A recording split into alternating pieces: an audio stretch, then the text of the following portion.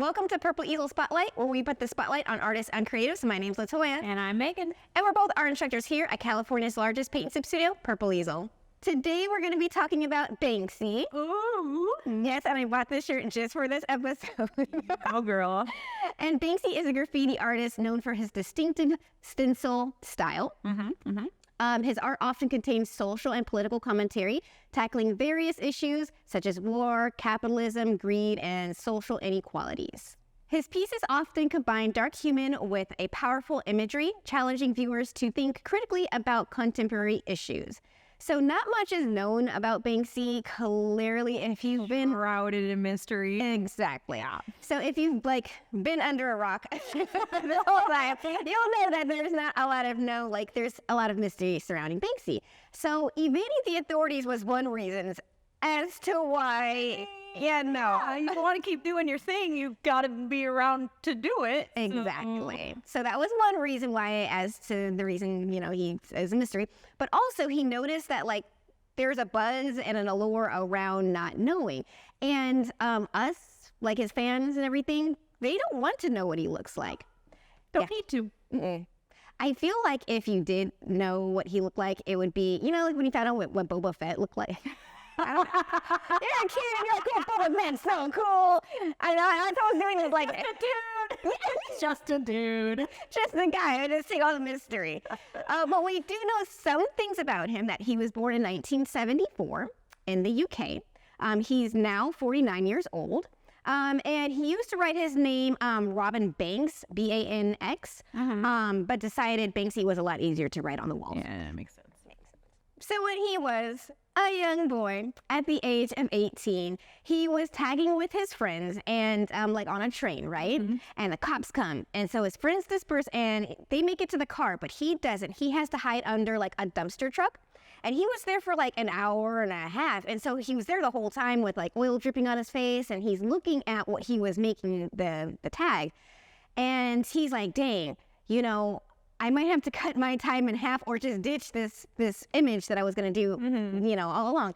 But he had a stencil up, and he's like, you know what?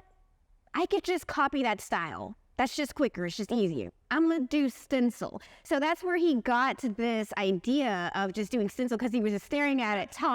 The time crunch. Yeah. How can I make this process more efficient? Exactly. That's amazing. Yes. And he also writes, as soon as I cut my first stencil, I could feel the power there. I also like the political edge. All graffiti is low-level descent, but stencil has an extra history. They've been used to start revolutions and to stop wars. So we're going to jump right into his art, because I don't think he really cares. If he were to watch, I don't know. I don't think he would care to be well, his accomplishments are this, that, because he's all about the art and kind of the anarchy in a way. So let the art talk, right? Exactly. Yeah.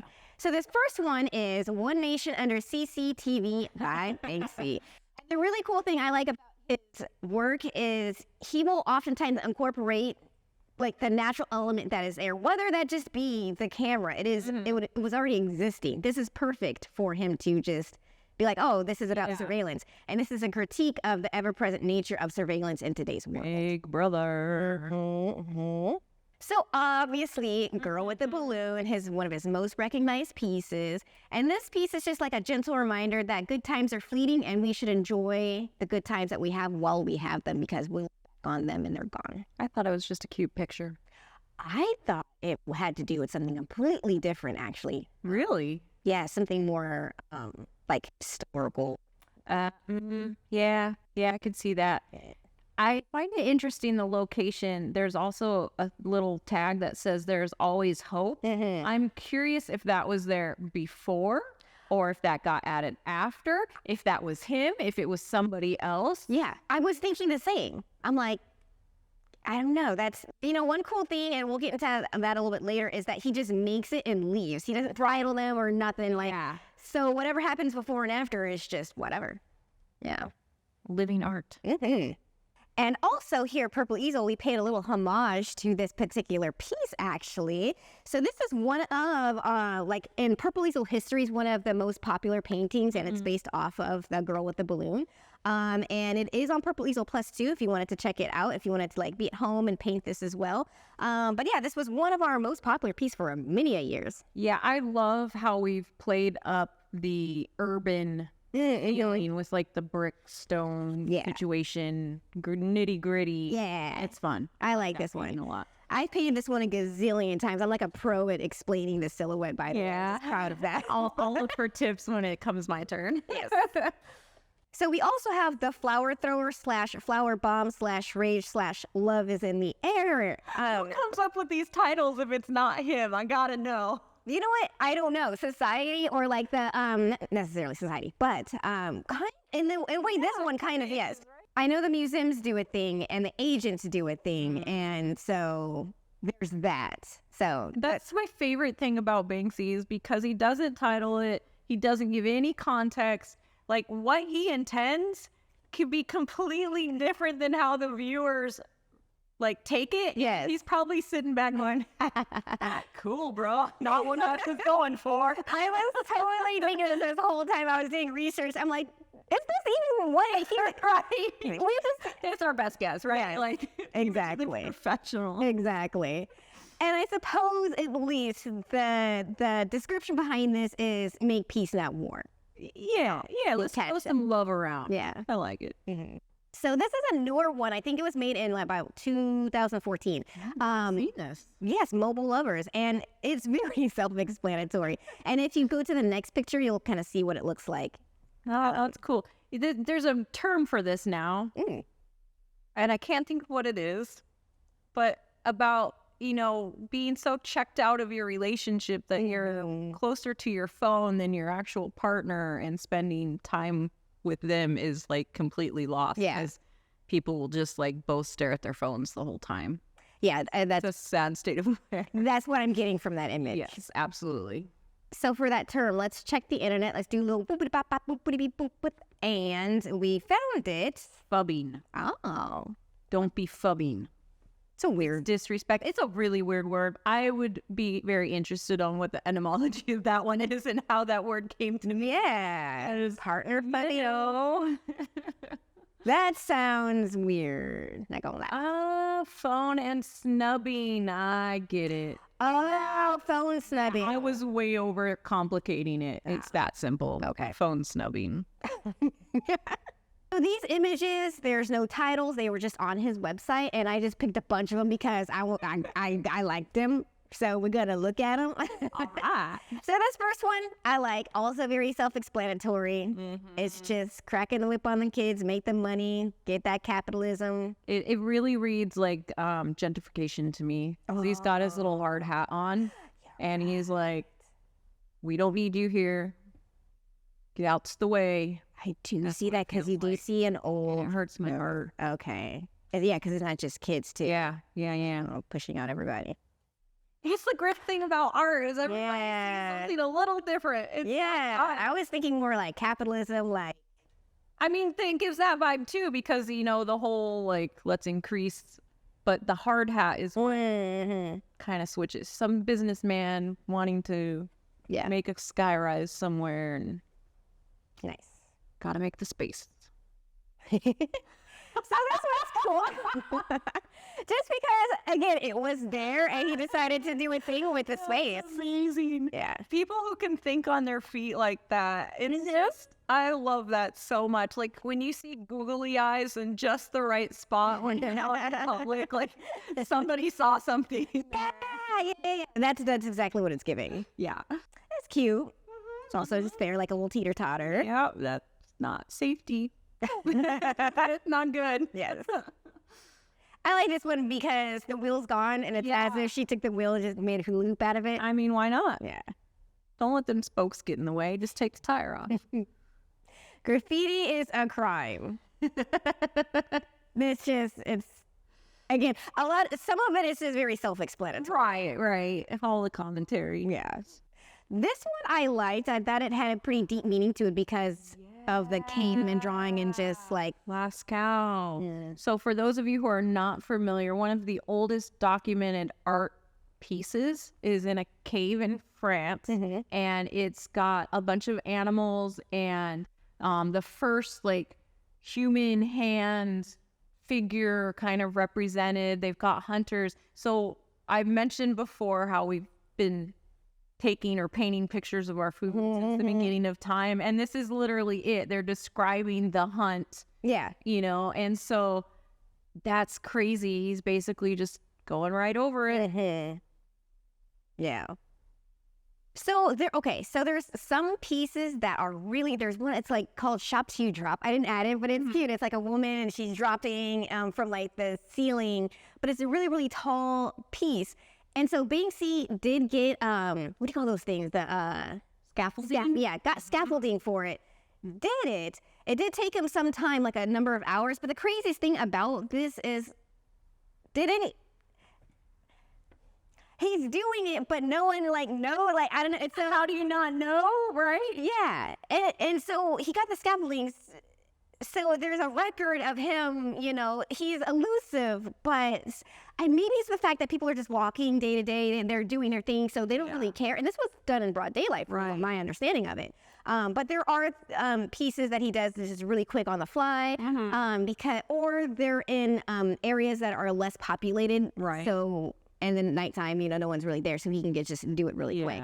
So some of them do take just a little short time. Some of them do take quite a bit of time, and no one seems to care when he's doing it. Well, that's probably the thing. He's probably created such a name for himself and a following that even if somebody does see it, they're kind of like, all right, kind of look the other way. And like, I'm going to come back when it's done. Yeah. Like, you know, I mean, maybe not the cops, but the general public probably just doesn't care. He's adding something interesting to the area. Yeah.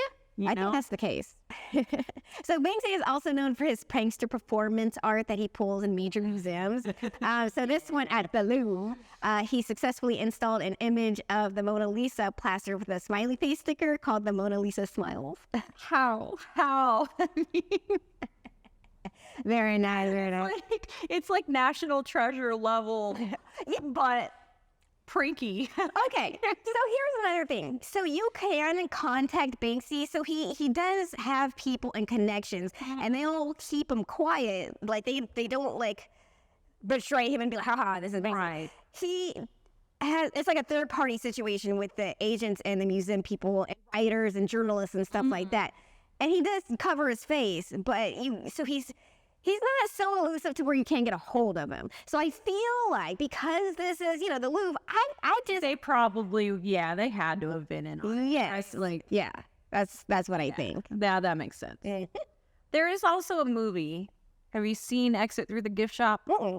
It's Banksy. And he's like giving interviews, but he's completely covered. I actually haven't watched it. I've seen bits and pieces, but I think maybe that would be something worth checking out. Yeah. Because then you can actually hear him talk about some of his work. That'd be cool. Interesting. Nice. So the infamous girl with the balloon shred, that was so fun to watch. That last year back in time. I remember this. Yes. So good. So in 2018, girl with the balloon piece sold at auction for $1.4 million. But right as that artwork was taken, at the moment it got sold, it self-destructed. There was like a little shredder at the bottom, and it was like, and I was like, oh, I remember it just being hilarious. A bunch of money for a frame. Yes. I was like, dang, oh my gosh. But the craziest thing is, so in 2021, and I didn't know this actually, so that shredded frame piece, everything, sold. So they kind of sold it. And it's called now Love is in the Bin. And that shredded piece sold for $25.4 million. So he basically made money off of it twice. So, okay. From what I understand, Banksy didn't get any of that money, and he doesn't get a lot of the money that gets sold or whatever, or made. Yes. The way it works, Yeah. But it was his record selling, technically, of that piece. Because he basically doubled up on it. Yes! That's the craziest thing. But I just remember watching that, I was like, the ultimate Totally. Totally. Exactly. It's amazing. So back in 2010, Time magazine chose Banksy as one of the world's most top 100 influential people. So he was there with Barack Obama, Lady Gaga, a whole bunch of people. And he supplied a picture of himself with a recyclable paper bag over his head. Because of course. And yeah, I want to end it right there because we learned a little more about Banksy, but we also, I feel like you pretty much learn nothing. Yes, in a way you can't. That's the way it's supposed to be. Yes, you learn more about his personality, I feel. If you didn't know that he was so. Really giving us some very valuable pieces of himself by putting it out there. Not only in the content, but in the adventure that it takes to create all these things and that constant, am I going to get caught, or how are people going to receive this? Yeah. And I know he goes all over the place and does things in all kinds of major cities and stuff. So he does travel a lot. So fun. Yes. Love Banksy. Yes. So a while back, when you had asked me what I thought was a lost art. You talked about airbrushing. Yes, airbrushing. So our next artist I found on Instagram, his name is That Airbrush Guy, 5'10". So classic. And so his name is Jay, and he's from West Oakland and does custom airbrushing. And he focuses a lot on the deceased. And so you bring a picture and he'll do some fun stuff. And I just think it's so cool. So I was showing my fiance Ian and I was like, dude, I want to be remembered on a shirt. And I was like, when I die, I want you to contact this guy and airbrush me and then you can wear me. And he's like, you know what? I want to be done that way too. When I die, I want you to contact him and I want you to wear a shirt of me. So, there's that. You'll have some future business on. Not that I want to see that day come, but I want to be remembered via a shirt. Yeah. So the fun thing I like about airbrushing is that it has this fun graffiti style, and graffiti style has this harsh drop shadow and these glowy effects to it. Yeah. And I feel like graffiti art is the colors are very pigmented. They're very bam, in your face, pink, blue, yellow. I don't know. They're just fluorescent. Yeah. Yeah. So it just grabs you. Yes. And it's just fun. Makes me think of Lisa Frank a little bit. It's just it totally does. It totally does. So yeah. Happy. Yes. I would totally wear these. We got to go to the Virgo one. I remember being a kid and make a poster for this as an assignment and learning how to do block letters for the first time and look what I can do. Oh, how do you do that? It was such a revolutionary. No, totally. Everyone in my high school did, we pretended gangster, block letters. I don't know. It was just such a vibe.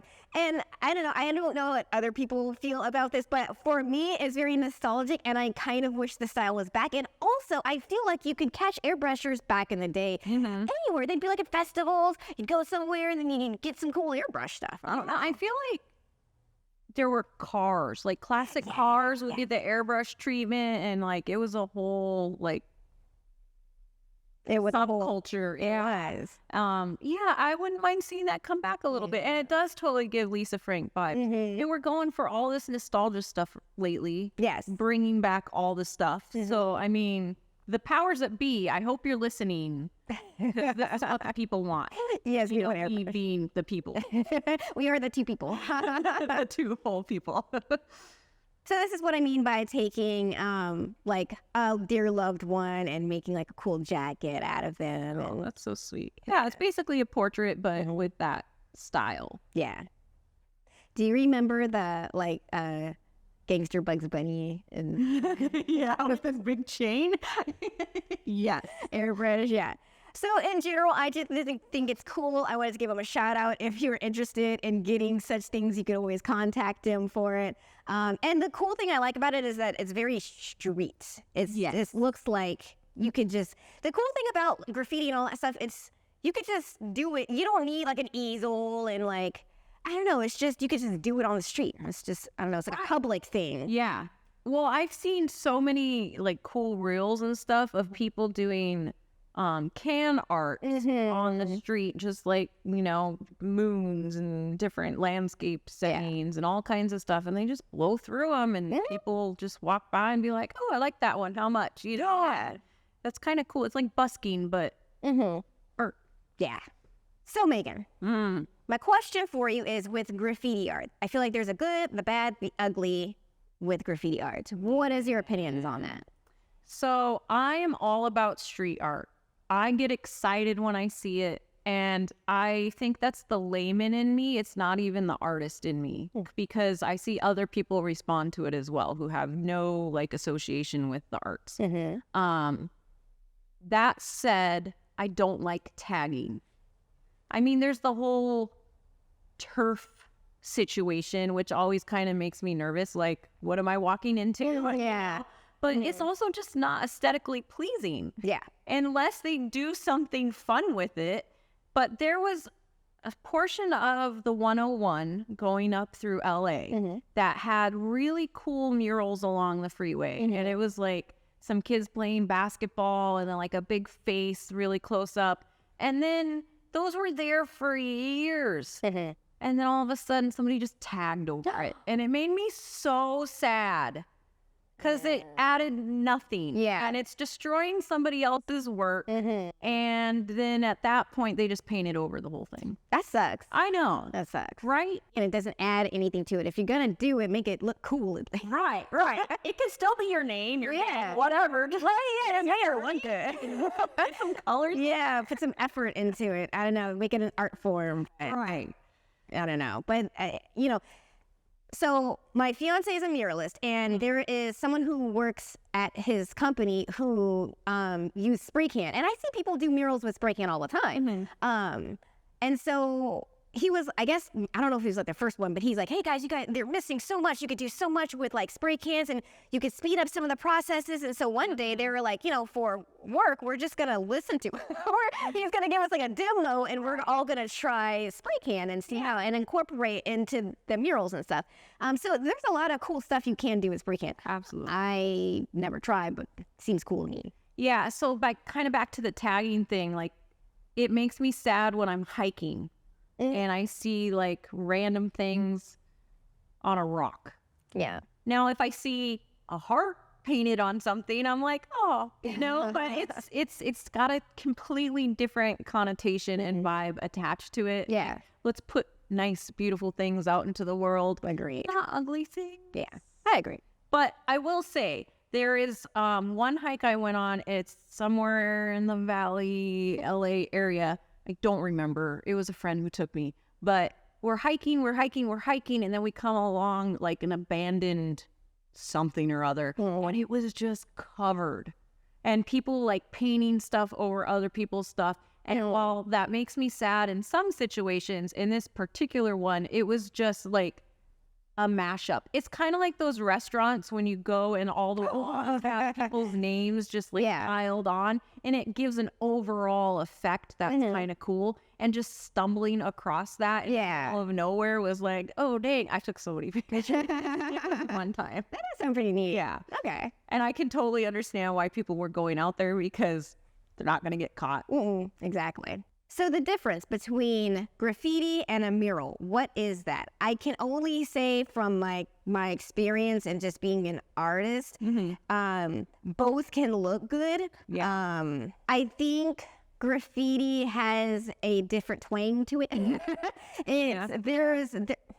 I'd say that there's more, I don't say less planning, but the person who's doing it or the people who are doing it, they're coming from a way different kind of like mindset, cultural background, approach to what they're doing versus something that is planned out from like a company. Yeah.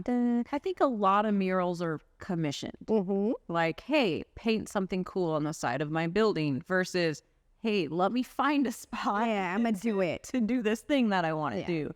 And there is that level of planning and permission almost. And I think that's part of the aspect that changes it. And because of that, the style changes. You know what? Because it's less rushed. You're going to find like murals that are way more fleshed out, that have way more technique and details. Not that the spray painting isn't cool, but it's a way different approach. Yeah. Than it would be if you're just like, hey, quick, here's her chance. Fair. So if you're listening to this and going, girls, I'm not going to go buy some spray cans, that's okay.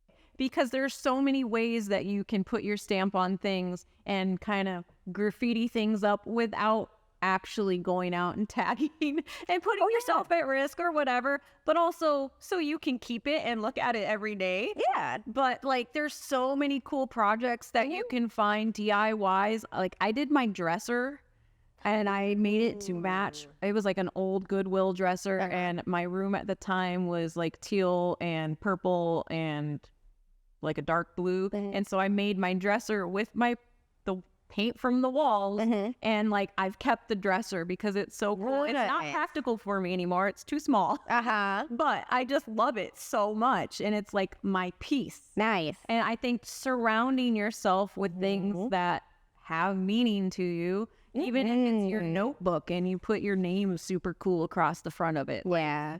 Remember that notebook? I love that notebook. Like it gets thrown in a box somewhere, but then when you take it out, yeah. No, totally. I really, really do encourage that because like Megan was saying, there's so much stuff that you could just get or find or whatever, and you could just kind of like tag it up, or not even like tag it up. You could just do something cool with it, and then it's just yours forever. And then you see it every day. It's like a tangible piece of artwork, if that makes any sense. Absolutely. So. And we know that that's a thing. We know people like that. There's that whole trend that went around with people buying Goodwill paintings and adding ghosties and pumpkins and all kinds of stuff. And so don't be afraid to manipulate something that already exists. It's a really good way to kind of get your feet wet without having to take the full plunge. Totally. So we would love to see if you guys have any cool tangible things, something that you've like had old and you've made new by creating artwork with it or tagging it, painting it, whatever. Let us know in the comments. We would love to see those things. And from all of us here at Purple Easel, thank you so much for tuning in. Make sure to check out the links below for today's artists, Banksy and Jay from West Oakland. Join us at purpleaselplus.com to paint with the world's largest paint sip studio online. And if you're in Southern California, swing by the studio. In the meantime, create more and create often. Bye. What? That was probably really bad. I think that was really bad.